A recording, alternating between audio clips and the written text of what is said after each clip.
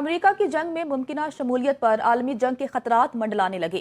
مشرق وسطی میں 19 سے زائد مقامات پر امریکہ کے فوجی اڈے ہیں۔ امریکی فوجی اڈوں پر تقریباً 40 سے 50 ہزار فوجی اہلکار تعینات ہیں۔ مستقل فوجی اڈے عراق، اردن، کویت، قطر، بحرین، مصر، سعودی عرب اور امارات میں ہیں۔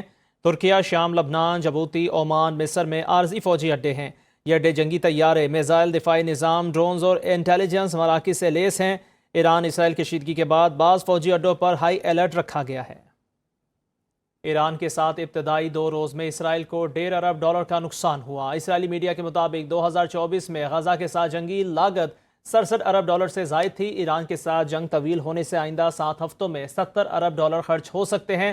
2023 میں اسرائیل کا دفاعی بجٹ $17 ارب تھا۔ 2024 میں دفاعی بجٹ $28 ارب پر پہنچ گیا۔ 2025 میں دفاعی بجٹ $34 ارب تک پہنچ سکتا ہے۔ اسرائیلی میڈیا کے مطابق اس سال اسرائیل کا بجٹ خسارہ $27.6 ارب پر پہنچ جائے گا۔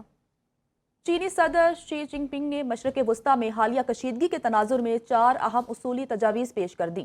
ترجمان چینی وزارت خارجہ کے مطابق جنگ کسی مسئلے کا حل نہیں، اسرائیل اور ایران کے درمیان فوری جنگ بندی ضروری ہے، معاملات کا سفارتی حل ضروری ہے۔ اقوام متحدہ کی قرارداد اور بین الاقوامی اصولوں کے مطابق مسئلہ حل کیا جائے، زخمیوں، غیر ملکی شہریوں اور امدادی کارکنوں کو تحفظ فراہم کیا جائے۔ صورتحال کو استحکام کی راہ پر لانے کے لیے چین اور روس ثالثی کا کردار ادا کرنے کے لیے تیار ہیں۔ اسرائیلی قیادت کی ایرانی سپریم رہنما آیت اللہ خامنائی کو قتل کی دھمکیاں۔ اسرائیلی ہسپتال پر ایرانی حملے نے اسرائیلی وزیر خارجہ کو حواس باختہ کر دیا۔ نیتن یاہو نے بھی آیت اللہ خامنائی کو ٹارگٹ کرنے کا اشارہ دے دیا۔ ڈونلڈ ٹرمپ پہلے ہی خامنائی کو آسان ہدف قرار دے چکے ہیں۔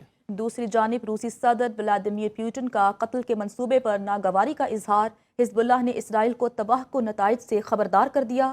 عراقی مذہبی رہنما آیت اللہ سستانی نے اسرائیلی منصوبے کو خطے کی تباہی کا منصوبہ قرار دے دیا۔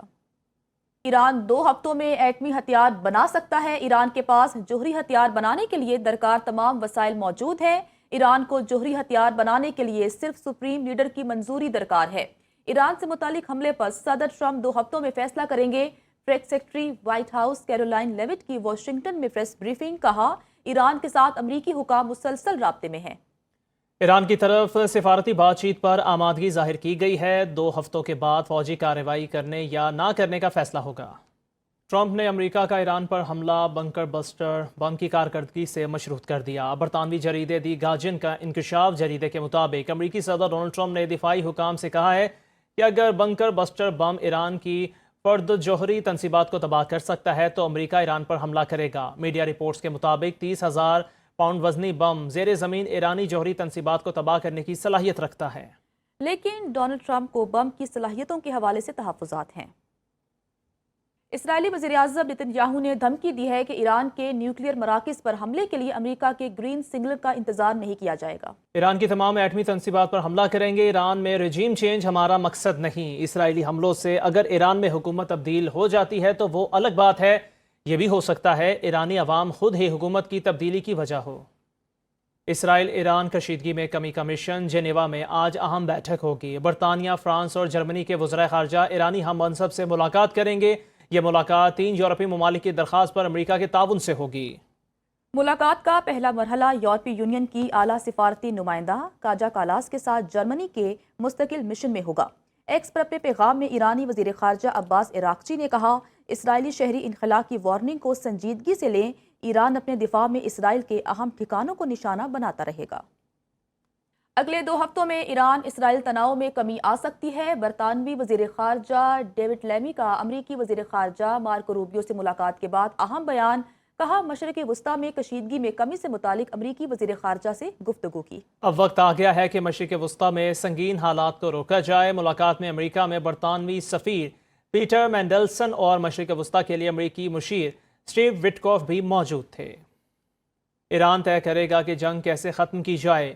سابق ایرانی وزیر خارجہ جواد ظریف کا سوشل میڈیا پر پیغام، کہا حملہ آور کوئی بھی ہو ایرانی قوم اسے ناک آؤٹ کر دے گی۔ نسل کش بزدل کو علم ہی نہیں کہ اس نے کس چیز کا آغاز کیا ہے۔ ایران نے 3 صدیوں میں کسی ملک پر حملہ نہیں کیا۔ ایران نے ہمیشہ ابھرنے کی ناقابل یقین قوت کا اظہار کیا ہے۔ جواد ظریف نے ایکس پر پیغام میں مزید کہا، عمارتیں گرائی جا سکتی ہیں، علم کبھی تباہ نہیں کیا جا سکتا۔ 9 کروڑ محب وطن اور مخلص لوگ ہوں تو علم تباہ نہیں کیا جا سکتا۔ ایران نے جنگ شروع نہیں کی، ختم کیسے کرنی ہے فیصلہ ایران کرے گا۔ امریکہ کی جنگ میں ممکنہ شمولیت پر عالمی جنگ کے خطرات منڈلانے لگے۔ مشرق وسطیٰ میں 19 سے زائد مقامات پر امریکہ کے فوجی اڈے ہیں۔ امریکی فوجی اڈوں پر تقریباً 40 سے 50 ہزار فوجی اہلکار تعینات ہیں۔ مستقل فوجی اڈے عراق، اردن، کویت، قطر، بحرین، مصر، سعودی عرب اور امارات میں ہیں۔ ترکیہ، شام، لبنان، جبوتی، عمان، مصر میں عارضی فوجی اڈے ہیں۔ یہ اڈے جنگی طیارے، میزائل، دفاعی نظام، ڈرونز اور انٹیلیجنس مراکز سے لیس ہیں۔ ایران اسرائیل کشیدگی کے بعد بعض فوجی اڈوں پر ہائی الرٹ رکھا گیا ہے۔